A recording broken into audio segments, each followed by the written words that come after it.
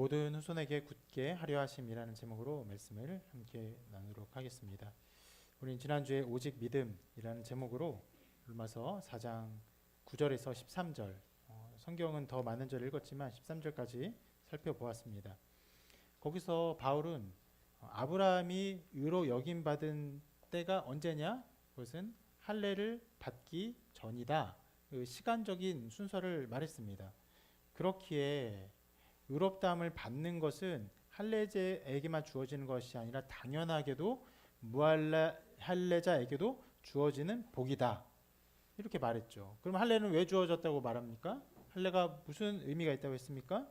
그런 질문이 나올 수 있는데 이렇게 선언했죠. 그가 할례표를 받은 것은 무할례 시의 믿음으로 된 의를 인친 것이다. 도장을 찍은 것이다. 라는 것입니다. 그래서 그 도장으로서 그것을 확증하고 그것을 선명하게 드러내는 도구로서 할례가 중요한 것이죠. 무엇을 드러냅니까? 믿음으로 말미암아 의롭다함은 받은 것을 드러내는 것이에요.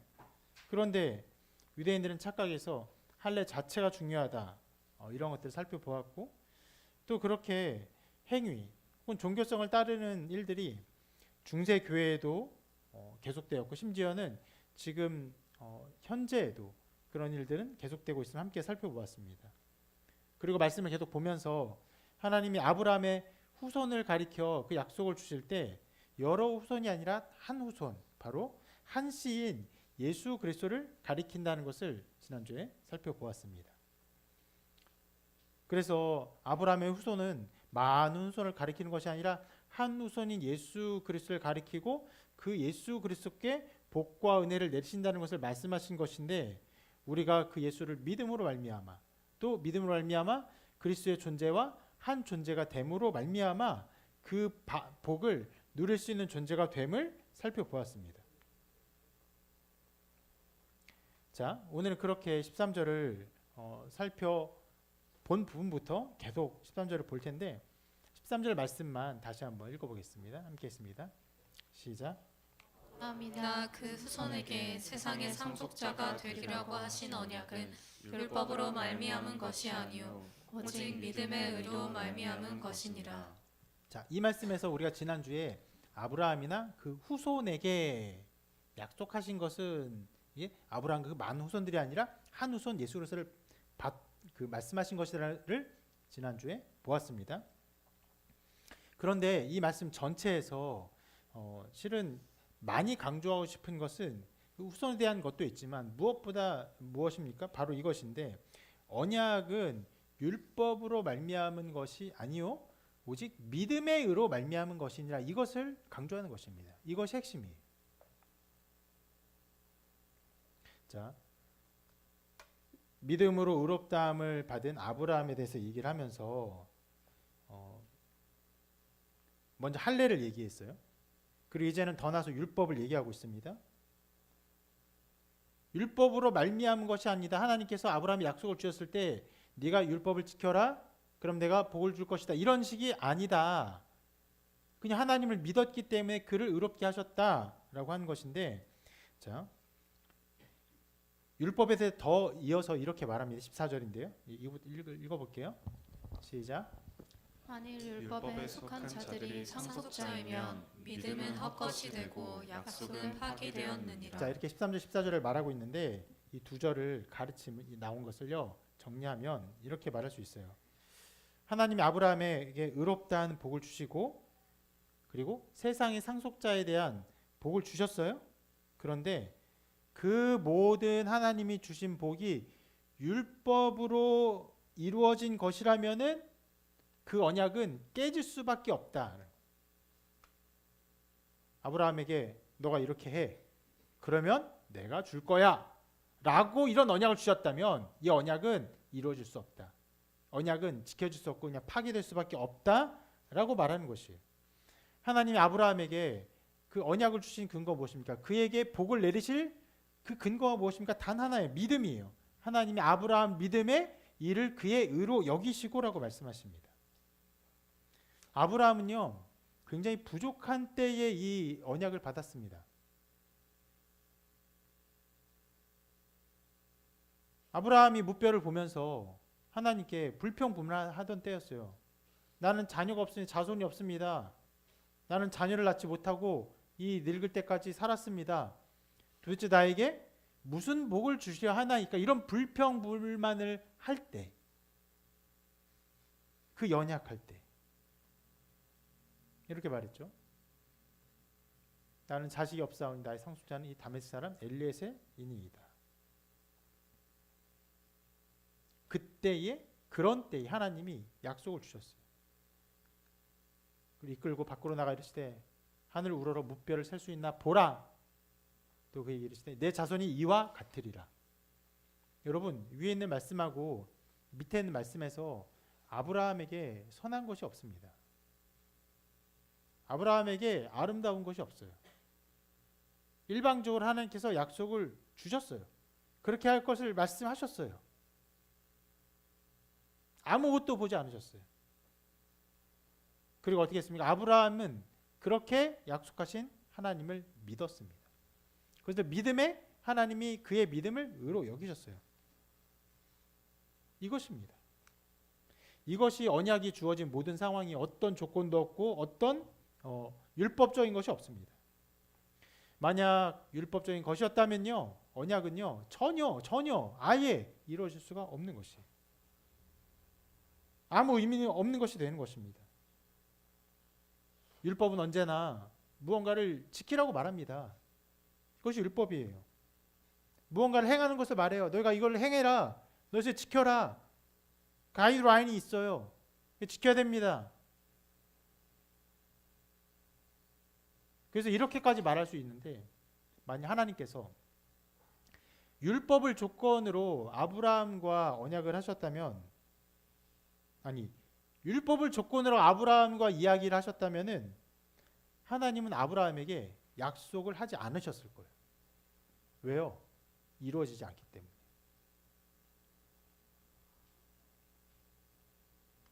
이루어질 수가 없어요. 흡사 이런 것과 비슷한데, 제 아들에게 그런 약속을 하는 거예요. 너 수학 시험 100점 맞으면 아빠가 게임기 사줄게. 근데 그 수학 시험이 미적분학이에요. 캘큘러스야. 그게 됩니까? 가당치도 않죠. 그런 거예요. 아예 불가능한 일이에요.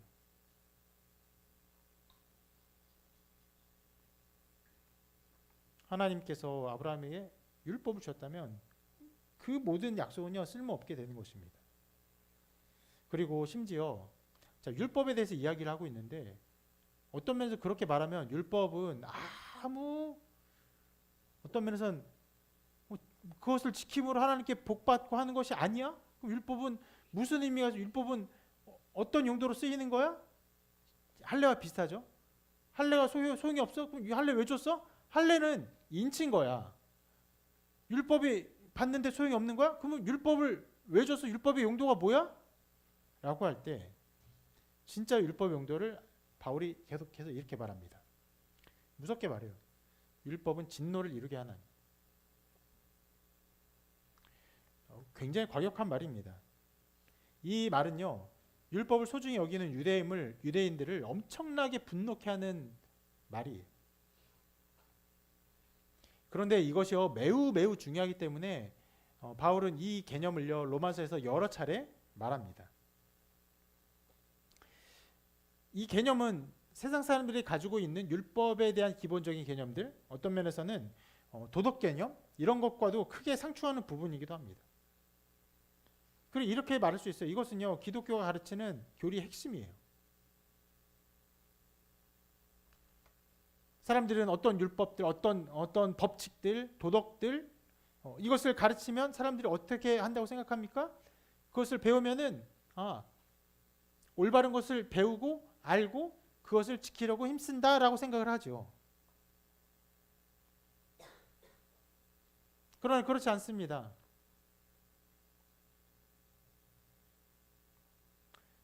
사람들은 그런 어떤 면에서의 계몽주의적 사상 속에서 가르쳐주면 이해하면 이해 속에서 올바른 거 지킬 거야 라고 해서 어린아이들에 자꾸 성교육을 합니다. 담배에 대해 가르쳐요. 마약에 대해 자꾸 가르쳐요. 여러분 어떤 면에서는요, 그 악순환이에요. 최근에 마약하는 학생들이 많아졌죠. 말을 안 할 수 없어요. 근데 자꾸 말하잖아요. 마약은 시작하는 순간부터 멸망입니다. 굉장히 강렬한 포스터를 버스에 막 붙여놔요. 아이들이 다 볼 수 있게. 어떻게 됩니까? 그게 나쁜 건 줄 알아요.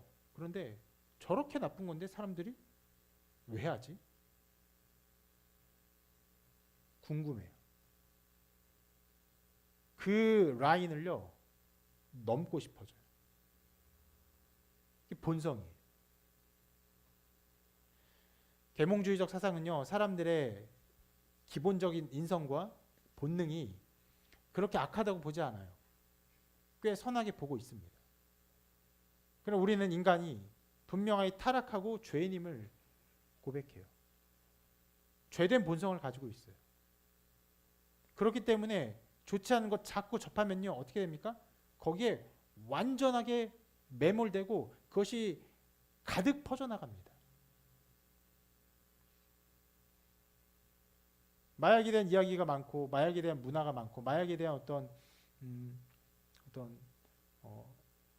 예를 들어 영화라든지 이런 것들이 미국이 굉장히 많습니다.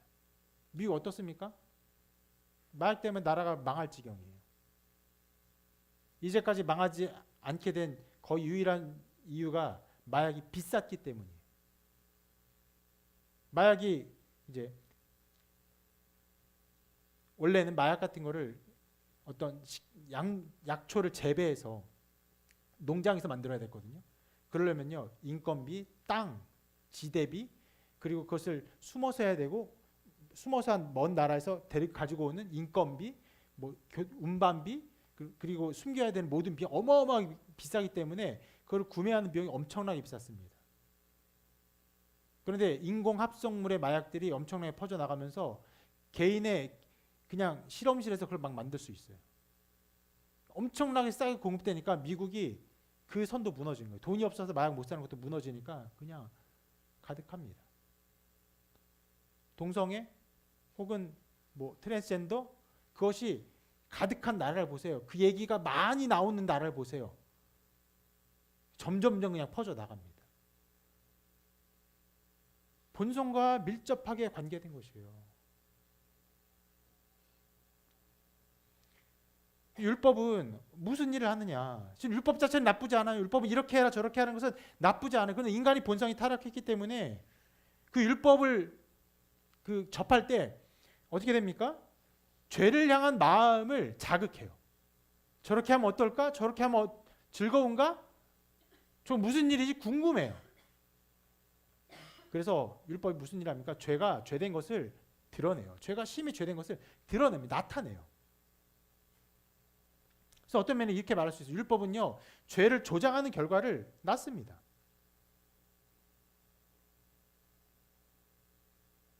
그것이 율법의 하나의 역할이에요. 무엇입니까? 죄인을 죄인으로 드러내는 것이. 그리고 또 한 면에서 바울은 더 어떤 면에서 강한 주장을 하는데 15절에 이렇게 말해요. 율법이 없는 곳에는 범법도 없느니라. 이게 무슨 말이냐면 율법이 주어졌어요. 그렇기 때문에 율법을 범하는 법이 있다는 것이에요. 여러분, 이 말은 율법이 없는 곳에 죄와 악이 없다고 말하는 것이 아닙니다. 율법이 없어도요 사람들은 죄와 악을 저질러요. 그런데 율법이 주어져요. 그건 아까 말한 대로 라인이에요. 가이드라인이에요. 이게 주어지는 순간 수많은 사람들이 이 라인을 넘은 이 법이라는 것이 생겨나는 것이에요.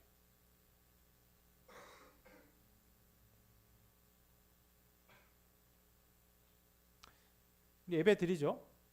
예배 아주 기본적인 규칙이 하나 있죠. 무엇입니까? 11시에 모여서 예배 드리는 거예요. 그 하나의 라인이에요. 그것 때문에 예배를 온전히 드리지 못함과 드림이 나누어지는 게 있어요. 만약 이런 라인이 없어요. 어떻게 예배할 수 있을까요? 그냥 오는 대로 그냥 기다리는 거예요. 아침부터 12시, 1시 다 오는 대로. 더 이상 안 올 것 같으면 그럼 이제 우리 예배할까요? 이렇게 예배할 수 있겠죠. 그러면 범법이 없어요. 근데 11시 예배 드리기로 했어요. 결정했어요. 주보에 광고하고 우리 11시 예배 드립니다. 우리 그렇게 함께 약속을 했어요. 라인이 생겼어요. 그러면요. 여기에 늦고 안 늦고 이런 것들이 생깁니다. 거의 아무도 안 와도 어떤 면에서는 설교자인 저만 와도 11시가 되면 예배는 시작되는 거예요.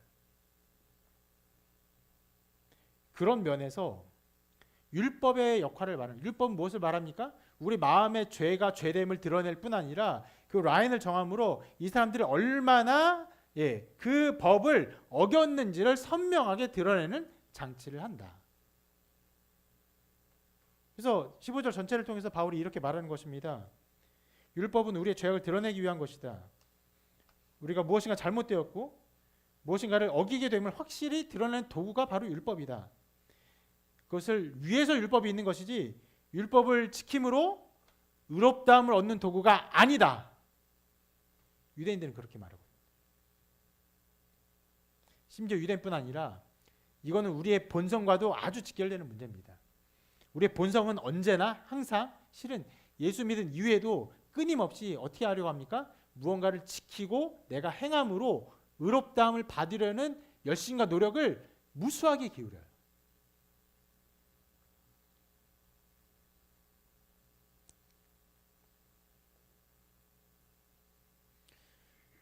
여기서 바울은 율법이 그런 용도가 아니라고 선언합니다.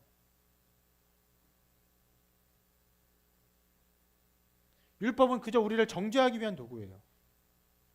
우리가 얼마나 죄악되고 악한지를 깨닫게 하는 도구일 뿐입니다. 자, 이런 면에서 율법의 용도를 말해요. 그러니까 유대인에게 가장 중요한 게 할례, 율법인데 할례를 말했죠. 율법도 말하는 것입니다. 다시 한번 잠깐 정리하자면 왜 하나님의 상속자가 되는 것이, 왜 하나님의 복을 받는 그 모든 것들이 되는 것이 왜 율법으로 안 되냐? 하나는 율법이 주어진 것 자체가 우리의 죄를 밝히기 위한 목적이다. 그것을 통해서 얻으려는 목적이 아니다. 그리고 그렇기에 율법으로 언약이 주어졌다면 언약은 파기될 수밖에 없다. 라고 말하는 것입니다. 이런 말을 하면서 결론적으로 말합니다. 이렇게 말해요. 그러므로 16절에 그러므로 상속자가 되는 그것이 은혜에 속하기 위한 믿음으로 된다. 말이 여러분 논리를 잘 따라왔으면요. 이 말이 중간에 뭔가 좀 덧붙여진 느낌이 들 거예요.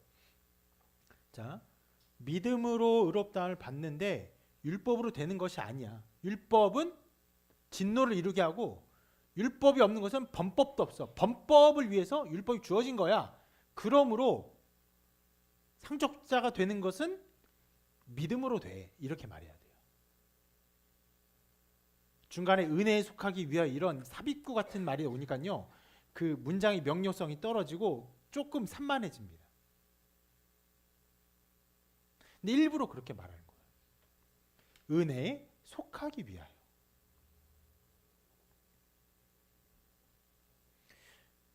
은혜 전에도 한번 설명하고 지금 몇 번 설명한 부분이지만 은혜가 무엇입니까? 은혜는 주어지는 것이에요. 거저 받는, 아무 대가를 요구하지 않는 호의입니다.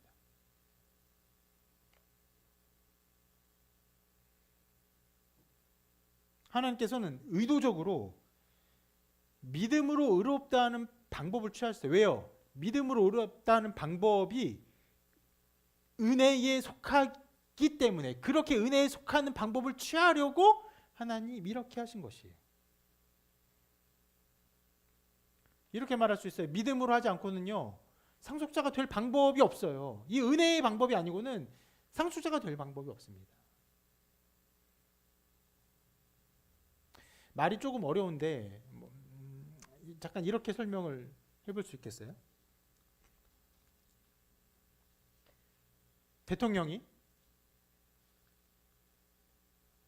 오늘 11시에 시정 연설을 합니다. 라고 하면요, 어떤 것을 기대합니까? 무언가를 대통령이 말을 해요. 그 앉아있는 사람은 뭐랍니까? 그냥 들어요. 자, 시정연설이라는 형식 자체가 대통령이 그냥 말하고 사람들이 듣는 것을 말한 거잖아요. 그런 형식과 어떤 폼을 보여주는 거잖아요. 다른 말로 해서, 또 다르게 말해서 대통령이 오늘 12시에 좌담회를 합니다. 그럼 뭘 기대합니까? 함께 앉아서 뭘 하는 거예요? 서로 이야기 나누는 것. 만약에 시정연설을 한다고 해놓고 대통령이 가만히 앉아있으면 앉아있는 사람들이 뭐라 할까요? 왜 시작 안 하지? 왜 뭐라고 말 안 하지? 이렇게 하는 거예요. 반대로 좌담회를 합니다 하고 다 둘러 앉았네. 동그랗게 둘러 앉았어요. 그래놓고는 계속 말하는 거예요. 대통령이 쉬지도 않고 1시간 얘기하고 자 이제 갑니다. 이상한 거잖아요. 자, 그 말에 어떤 형식이 담겨 있는 것인데 실은 저 말이에요. 저 말이 좀 비슷한 거예요. 자, 하나님은 우리를 구원하기 위해서 어떻게 합니까? 그것을 믿음으로 하세요. 그게 뭔 말이에요? 그것은 은혜의 방편인 거예요. 하나님이 그냥 주시는 거예요. 하나님이 그냥 주시는 방식을 취하고 있다. 이런 말이에요. 여러분, 은혜라는 것이 누구의 행동을 나타내는 것입니까? 하나님이 하시는 행동. 은혜는 절대적으로 그것을 베푸시는 하나님의 행동을 말하는 거예요. 하나님의 행동에 속하는 일이 되게 하기 위해서 믿음으로 이 모든 방식을 우리에게 주셨다라고 말하는 것이에요. 하나님은요, 호의를 베푸십니다. 거저 주시는 분이에요. 의롭다 하시는 분이세요. 이 모든 일에서 우리에게 달린 일은 하나님께 전적으로 달린 것이에요. 심지어 여러분, 이 모든 일에서 우리를 구원하시고 우리를 그 백성 삼으시는 하나님의 그 상속자가 되게 하는 이 모든 일들이 믿음으로 된다고 했는데 이 모든 양상에서 우리가 하는 유일한 한 지점이 있죠. 어떤 지점이죠? 제가 방금 설명드린 하나님이 그의 아브라함을 부르시고 그와 그 자손에게 상속자가 되리라고 말씀하시고 언약을 주시고 막 하시잖아요. 이 모든 것에 있어서 아브라함이 한 하나의 어떤 행동이라고 할까요? 단 하나가 있어요. 무엇이죠? 믿음. 이 믿음인데 그것은 어떠면은 그 받는 은혜, 주시는 은혜를 취하는 거예요. 근데 어떻게 보면 이것도 우리가 은혜를 취하는 것도 아니에요. 믿음으로 우리가 그걸 받습니다. 그렇기 때문에 이거 우리 믿음으로 취해야 할 것처럼 보이기도 해요. 그러나 그 믿음도요, 정말로 우리의 처지와 하나님이 하시는 일을 알 때에 그것은 내 의지의 어떤 작용으로 되는 것이 아닌 것입니다. 이렇게 말할 수 있어요. 이것을 정말 믿어야 해. 의심의 마음을 떨쳐버리고 굳건하게 붙들어야 해. 이 마음을 굳건하기 위해서라면 여러 가지 노력도 해야 해. 이것이 우리 마음에 작용되는 것들이 아니라는 것이에요.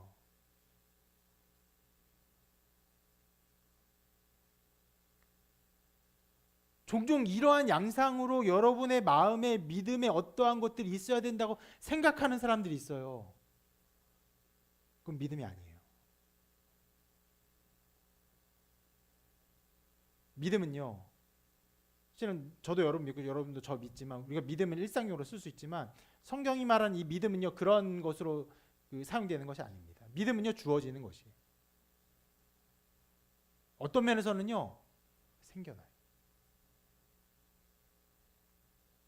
종종 제가 이 얘기를 할 때 늘 불난집의 얘기를 하는데 불이 났어요. 구조의 소리를 들을 때 내가 살려면 이 구조의 소리를 정말 마음속으로 굳건하게 믿어야 돼. 내가 이것을 꼭 의심하지 말고 믿어야 돼. 여러분 그런 생각을 하는 사람 있습니까? 아니죠. 불 났어요. 소리가 나요. 날 살려준다고 해요. 그러면요, 그냥 자동적이에요. 그냥 그냥 가는 거예요. 그 신뢰와 어떤 의탁은요, 그냥 생겨나는 거예요. 어떤 상황에서요? 내가 위험에 처했고 저곳이 나의 살 길이라는 것을 알 때에. 그런 면에서 여러분, 우리가 이 믿음, 정말 성경에서 정말 중요하게 말하는 이 믿음, 유일하게 우리가 구원받는 일에서 하게 되는 그 자리인 그 믿음을 위해서 할 수 있는 유일한 행동이 무엇일까요? 유일한 행동이 실은 듣는 것이에요. 믿음은 들음에서 나며 들음은 하나님의 말씀으로 말미암느니라. 뭘 듣습니까? 우리가 얼마나 죄인인지를 듣는 거예요. 여러분이 생각한 것보다 여러분이 얼마나 죄인이고 얼마나 멸망자고 얼마나 가망이 없는 자인지, 얼마나 정욕과 욕심과 자기사랑과 우상숭배에 가득 차 있는 존재인지를 들어서 아는 거예요. 더 나아가 하나님이 그런 우리를 구원하기 위해서 주신 구원의 일들이 얼마나 크고 아름답고 놀라운 일인지를 들어서 아는 거예요. 유일한 일이 여러분 듣는 것이에요. 그러므로 여러분, 실은 예배에 함께 하는 것들이 여러분이 이 신앙생활을 살 수 있는 거의 유일한 한 가지. 그거를 자랑하렵니까? 하나님, 내가 교회 나왔어요. 나와서 들었으니까 믿게 됐어요. 교회 나온 나 칭찬해.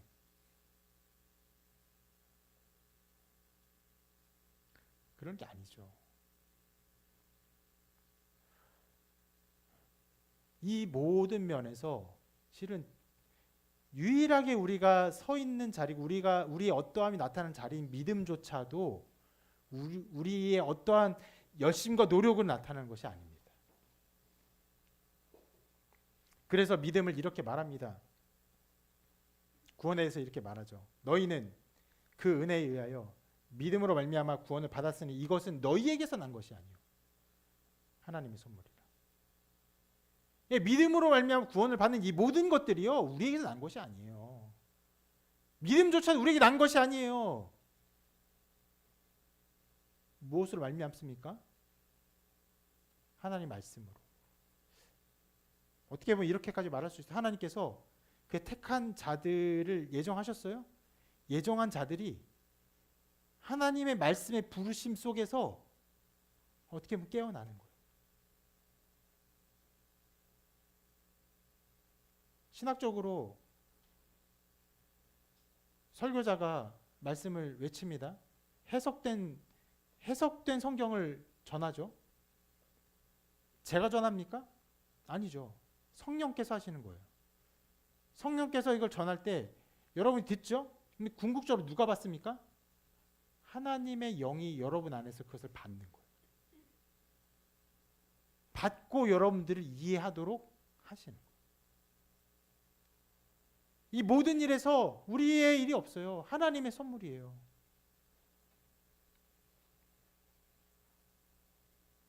다만 여러분 한 가지 해야 되는 것, 해야만 하는 것이 있죠. 아까 말씀드린 것처럼 말씀을 듣는 것.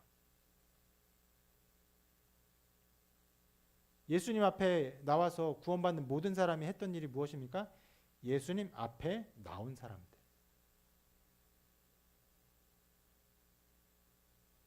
나오지도 않고 관심도 없고 그저 자기 욕심대로 그냥 먹고 살기 바쁘고 했던 모든 사람은 어떻게 됐습니까?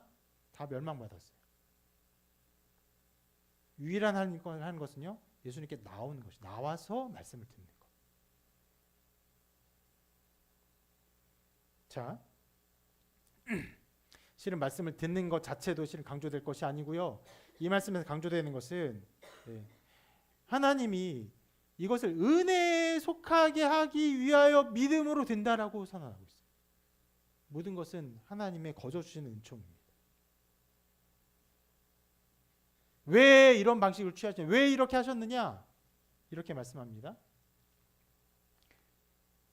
그러므로 상속자가 되는 것이 은혜에 속하기 위해 믿음으로 되나니, 이렇게 봤죠?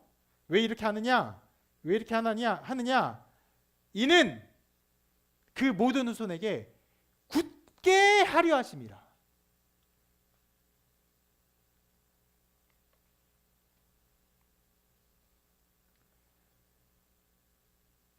믿음을 따르는 모든 자들, 아브라함의 믿음의 자취를 따르는 모든 자들에게 어떻게 하기 위해서 이것을 하나님이 구원하신다는 것을 굳게 하기 위해서 여러분 신앙이 아주 놀라운 자리가 나옵니다. 여기에 아주 위대한 자리가 나와요. 무엇입니까? 바로 확신이에요.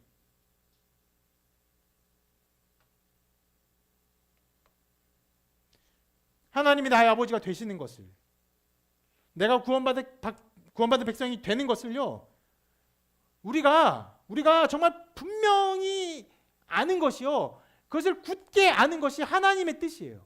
하나님이 그렇게 하기 위해서 이 일을 주셨어요. 어떤 일을요? 우리의 어떠함이 아니라 전적으로 하나님께서 하시는 구원의 사역을 믿음으로 받는 것을 주셨어요.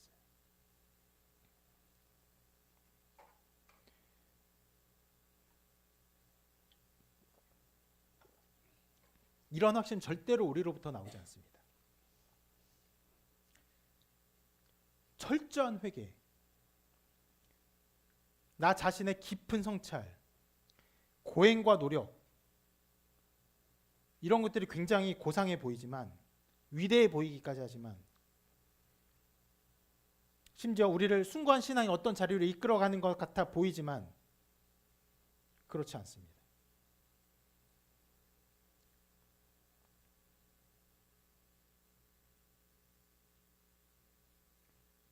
그것은 도리어 우리 자신을 보게 함으로 인해서 어떤 일이, 철저한 회개, 어떻게 해야 되는 걸, 내가 모든 것을 무언가를 해야 함을 말하는 것이에요. 그런 순간 여러분 마음속에 어떤 생각이 드는지 아십니까? 철저하게 완전하게 회개할 수 있을까? 부족함이 있지 않을까? 반드시 있어요. 반드시 생기면서 그 지점 때문에 확신은 무너집니다. 확신할 수 없어요. 누가 그런 어려움을 겪었습니까? 루터죠. 이 가르침들이 잘못 가르쳐지면서 전후좌우가 막 바뀌면서 어떤 양상들이 강조되면서 중세교회에 수많은 신앙의 양상들이 중요한 것들로 부각되면서 열심히 신앙생활을, 여러분 정말 그때 사람들의 신앙생활의 모습과 우리들의 모습은 비교할 수도 없어요. 여러 모양으로 수고하고 애를 쓰고 자기의 모든 재산도 헌금하고 막 이런 일들이 엄청나게 많습니다. 지금 유럽의 수많은 그런 성당들, 그것이 성도들, 일반적인 백성들이에요. 그때 모든 사람이 성도였으니까 백성들의 고열을 빨아먹은 결과물이죠.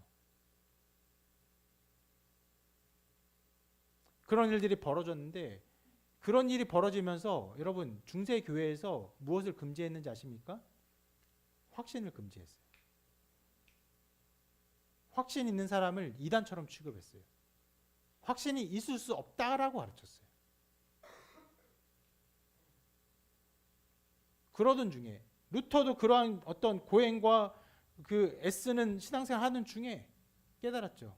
오직 의인은 무엇으로? 믿음으로 말미암아 살리라. 그 말씀을 번개와 같이 깨닫고 어떻게 했습니까? 그만뒀어요. 무릎 꿇고 회개하며 눈물을 흘리며 기도하는 일을 그만뒀어요. 그리고 종교개혁이 일어났죠. 모토가 무엇입니까? 오직 은혜, 오직 믿음, 오직 말씀. 오직 하나님으로도 주어지는 것들만 강조해요. 그런 것들만 강조하고 그런 것들 속에서 믿음의 아름다운 유산들을 발견하면서 신자들이 어떻게 했습니까? 구원을 확신했어요. 어떤 면에서는 그 당시 중세교회 시대 때 구원을 확신하는 개신교인들이 괴물처럼 보였을 거예요. 자기를 충분히 성찰하지 않은 말만 많은 사람들처럼 보였을 거예요.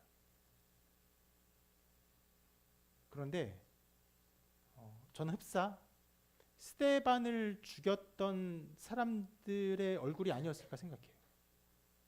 스데반이 어떤 얼굴이었습니까? 주님이 하늘에 나타난 것을 보았어요. 하늘에 계신 예수 그리스도의 영광을 보고 기뻐했어요.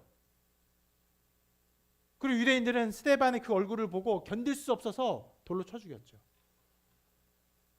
개신교인들의 그 얼굴에 있는 하나님의 영광을 아는 빛, 예수 그리스도의 얼굴에 있는 하나님의 영광을 아는 빛을 우리 마음에 비추셨느니라 하는 일들이 실제로 일어나서 그 마음이 구원의 확신으로 기뻐하고 즐거워하고 확신하는 이 일들이 나타나죠.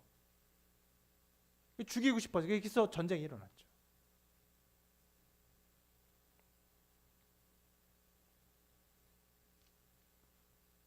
하나님이 이것을 믿음으로 주셨기 때문에 우리는 그것을 확신할 수, 왜요? 우리를 보지 않기 때문에 그런 거예요. 하나님이 하신 일을 보기 때문에 확신할 수 있는 거예요.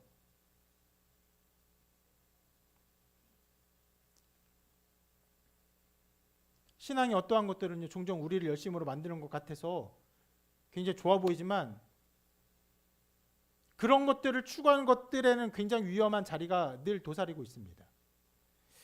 여러분 새해가 되면요, 기독교 백화점에서 인기 있는, 요즘에는 그런 말도 하기 좀 그래요. 왜냐하면 사람들이 책을 워낙 안 읽고 기독교 인구도 줄어가서 기독교 백화점 자체도 많이 줄고 책 판매도 굉장히 줄어들었어요. 안타까운 일이에요. 근데 제가 오랫동안 이제 목회를 하면서 새해가 되면 기독교 백화점에서 주로 판매되는 책들에 대한 이야기를 좀 들었어요. 어떤 제목이 들어가면 잘 팔리는지 아십니까? 뭐가 들어가면 잘 팔릴 것 같아요? 여러분 새해가 되면 신앙적으로 뭘 어떻게 잘하고 싶어요? 그죠? 다짐 뭐 그런 거죠. 다짐 어떤 걸 다짐합니까? 네, 말씀 보기. 그래서 그런 것들, 말씀을 읽는 것들. 또 하나가 있을 거예요. 어떤 게 있을까요? 신앙적으로 뭘 잘하고 싶어요? 여러분 잘하면? 기도를 잘하고 싶어요. 기도의 제목이 들어가면요, 잘 팔려요. 그런데 그런 모든 신앙의 어떤 양상들이 이 구원의 어떠함에 섞여 들어가는 순간 사람은 확신하지 못합니다. 우리 신앙이 아주 작은 조각이라도 우리의 것이 포함됐다면 우리는 확신할 수 없어요. 미혹에 빠집니다. 그러나 우리를 의롭다 하신 하나님 우리를 의롭다를 누가 하십니까? 하나님이 하세요. 하나님이 하시기에, 하나님 주시기에, 전적으로 하나님 사이기에 우리는 확신할 수 있는 거예요.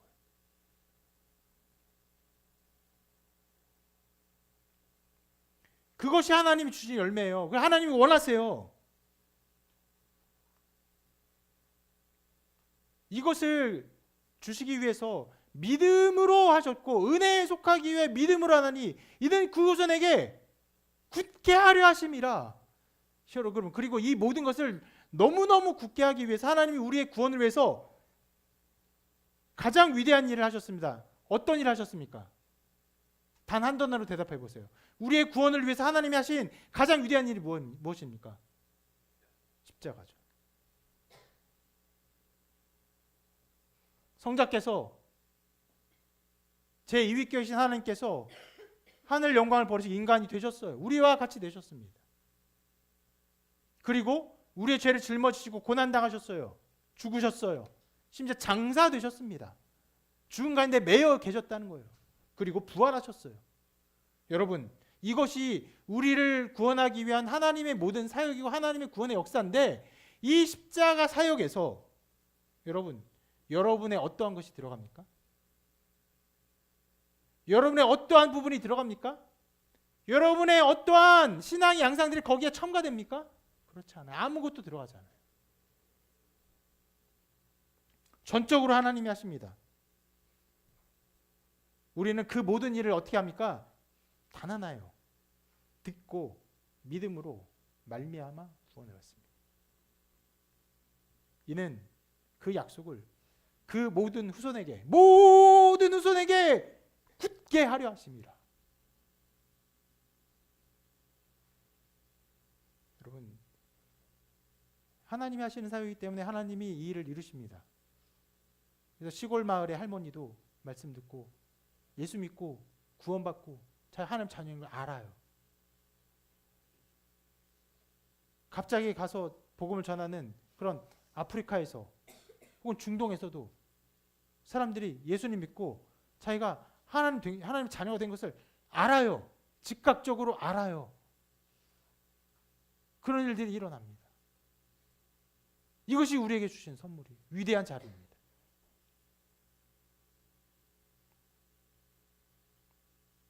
이 하나님의 아름다운 사역의 열매들이 누구에게 나타납니까? 실은 바울이 여러 차례 앞에서부터 강조하고 있는데 12절에서는 이렇게 말합니다. 이 부분 같이 읽어볼게요. 시작. 아브라함이 무할레 시에 가졌던 믿음의 자취를 따르는 자들에게도 그러하니라. 네. 아브라함이 무할레 때에 받았던 믿음의 자취를 따르는 자들, 아브라함의 믿음을 가진 자들 말해요. 또 오늘 본 16절에도 이렇게 말합니다. 읽어볼게요. 시작. 믿음에 속한 자에게도 그러하니라. 네, 아브라함의 믿음에 속한 자에게 그래요. 아브라함의 믿음을 계속 말합니다. 그 믿음에 속한 자들에게는 이것이 주어집니다. 그리고 그 믿음이 어떤 건 17절에 조금 자세히 설명합니다. 17절 같이 읽어볼게요. 시작. 기록된 바 내가 너를 많은 민족의 조상으로 세웠다 하심과 같으니 그가 믿은 바 하나님은 죽은 자를 살리시며 없는 것을 있는 것으로 부르시는 이시니라. 다시 한번 봅시다. 하나님이 아브라함을 부르셨어요. 부르셔서 모든 민족의 조상이라고 말씀하셨습니다. 이때는요, 심지어 이삭조차도 없을 때예요. 아무것도 없을 때예요. 그런데 하나님 앞에서 아브라함이 있어요. 하나님의 관점에서 아브라함은요, 이미 이삭과 심지어는 그 후에 나타날 수많은 후손들의 아버지였어요. 아브라함에는 아무것도 없었지만 하나님 보시기에는요, 모든 민족이 있었어요. 여기서 없는 것을 있는 것으로 부른다라는 이 단어는요, 부른다라는 단어는 어떤 면에서는 다르게도 해석되거든요. 이름을 붙이다라는 그런 용어로도 해석될 수 있어요. 이사야 40장에서 이런 말씀이 있습니다. 이 부분 같이 한번 읽어볼까요? 시작.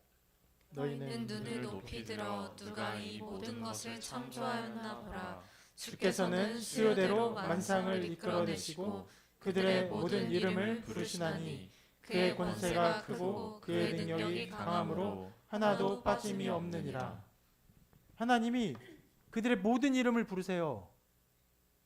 아브라함 부를 때도 내가 너를 모든 민족의 조상으로 세웠다. 누구를요? 아브라함을.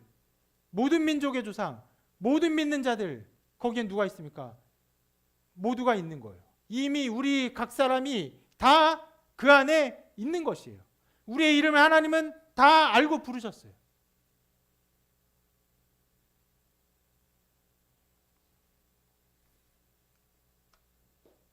엄청난 별이 있습니다. 엄청난 별과 같은 그 무별들 아래에 있는 아브라함, 사라. 그들에게는 자녀가 없었지만 하나님은 그 무별과 같은 수많은 자손을 이미 보시고 말씀하신 거예요.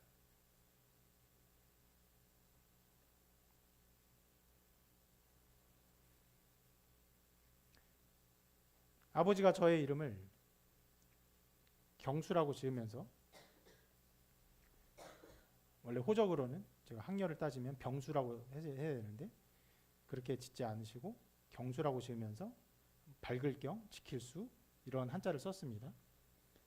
왜 구체적으로 그런 한자를 쓴 분명한 목적을 제가 자세히 듣지 못했어요. 그런데 저의 이름이 그렇게 된 것을 보면서 저는 어린 아이 때부터 무슨 뜻일까? 이 이름이 무슨 뜻이 있을까? 내 이름은 무슨 뜻일까? 심지어 그러면서 아이 때부터 나는 어떤 사람이 되어야 될까 그런 생각들을 하죠. 밝을 경 지킬 수 밝은 것을 지키는 사람이어야 하는 건가? 그래서 지켜야 되는가?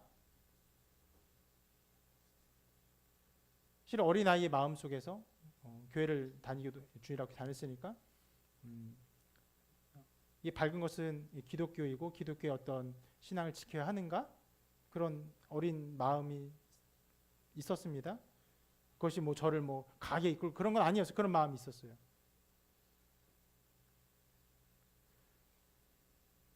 아버지도 저의 이름을 그렇게 지으려고 원래부터 작정한 것은 아니고 저의 이름도 저 스스로도 그런가 하고 의문하면서 혼자 되뇌이고 있는 이름이지만 하나님은 이미 저의 이름을 아시고 부르시고 저를 하나님 자녀로 삼으시고 그렇게 저의 삶이 나타날 것을 작정하시고 하신 거예요.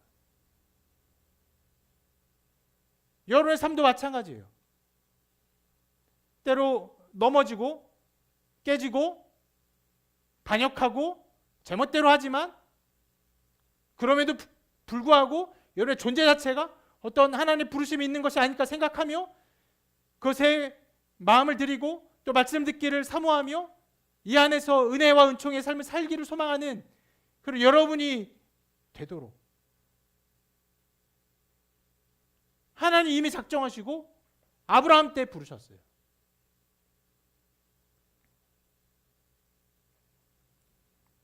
아무것도 없는 존재였지만 하나님은 어떤 존재입니까? 없는 것을 있는 것으로 부르시는 분이세요. 우린 이미 그때 있었어요. 이미 있었어요. 자녀를 낳으면 여러분 그런 느낌을 받습니다. 아, 내가 이 자녀를 만들었구나. 아니요.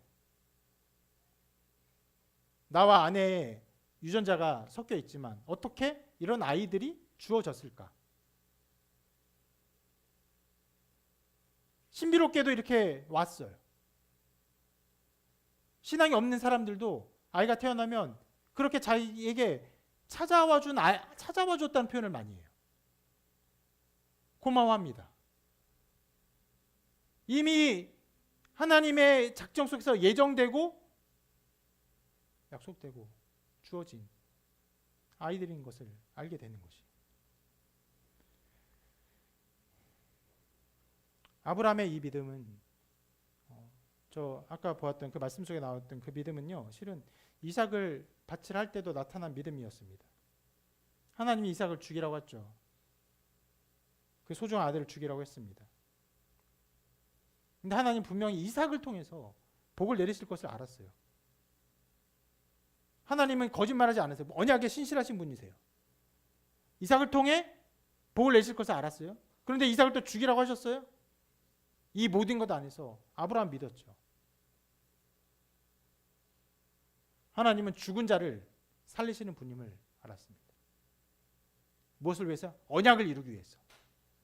하나님의 언약이 없어지는 것이 아니라 반드시 이루어지기 위해서 이 이삭은 내가 죽여도 반드시 하나님 살릴 것이야 라는 것을 알았습니다.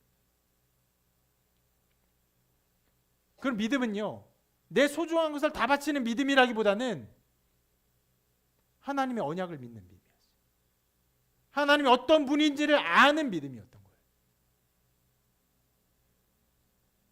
여러분, 그래서 이런 모든 것을 보면서 이렇게 말할 수 있어요. 이러한 아브라함의 믿음이 있는 자들에게 하나님의 언약이 이루어집니다. 아브라함이 어떤 믿음입니까? 어떤 믿음이에요? 이 아브라함의 어떤 상태를 우리에게 완전하게 세밀하게 그대로 적용할 수는 없을 거예요. 자녀가 없는 것 상황이 달라요. 나이가 많은 것 상황이 달라요. 알지 못할 땅에 가는 것 상황이 다릅니다. 많은 것이 달라요. 그러나 한 가지가 있죠. 절망 가운데 하나님이 이루실 것을 믿는 믿음입니다. 이것 수많은 사람들이 실증적으로 입증한 상태예요. 절망과 믿음은 함께합니다. 수많은 사람들이요, 절망 가운데 하나님을 바라보고 소망합니다. 그리고 믿어요. 어떤 사람은요, 질병 가운데, 자기의 죽음 가운데 하나님을 믿습니다.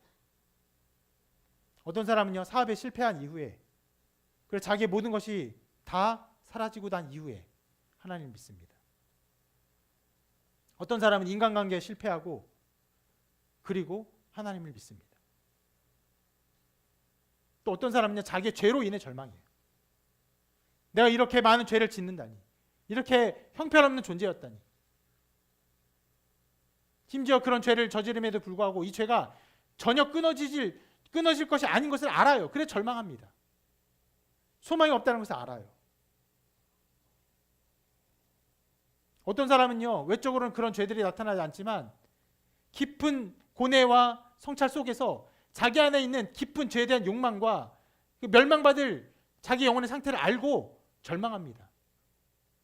루터 같은 사람이 바로 그런 자리에 서 있던 거죠. 바울도 그런 사람이라고 할 수 있습니다. 모두가 다른 지점에 있지만 그러나 동일해요. 절망해요.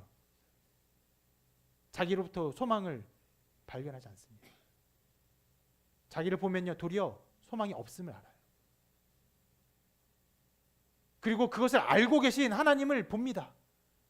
우리의 불능을 알고, 우리의 무능을 알고, 소망 없음을 알고, 그럼에도 불구하고 약속하시고, 그럼에도 불구하고 구원하시고, 그럼에도 불구하고 우리를 사랑하시고, 실은 그래서, 그렇기 때문에 예수 그리스도를 보내신 하나님을 바라봅니다.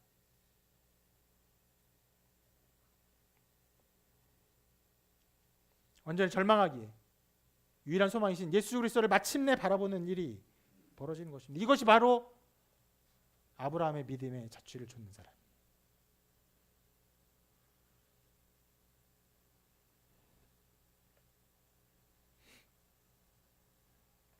사진 한 장 봅시다.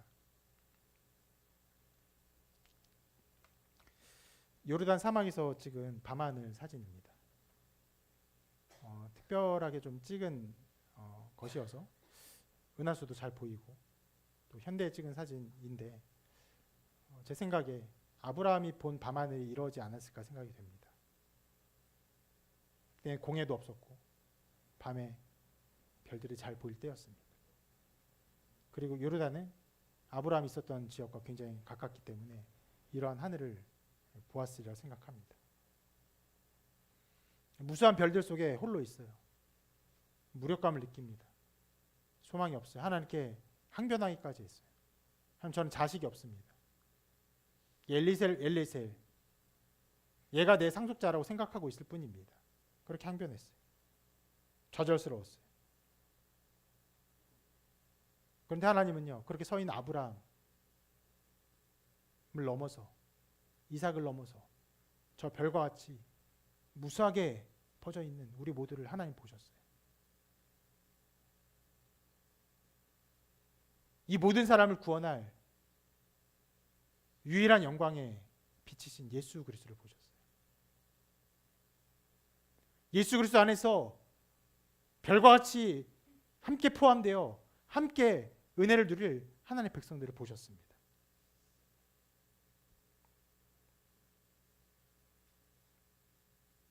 그리고 약속을 하셨어요. 언약을 주셨습니다. 그리고 처음으로, 정말 최초로 아브라함이 하나님을 믿음에, 하나님이 그 믿음을 의로 여기시는 구원의 방식을 보여주셨습니다. 그리고 이 구원의 빛을 마침내 때가 찰 때까지 기다리셨다가 찬란하게 비추셨죠. 예수님이 우리에게 오셨습니다. 인간으로 오시고 우리의 죄를 짊어지시고 율법 아래 순종하시고 그리고 고난당하시고 죽으시고 부활하셨습니다.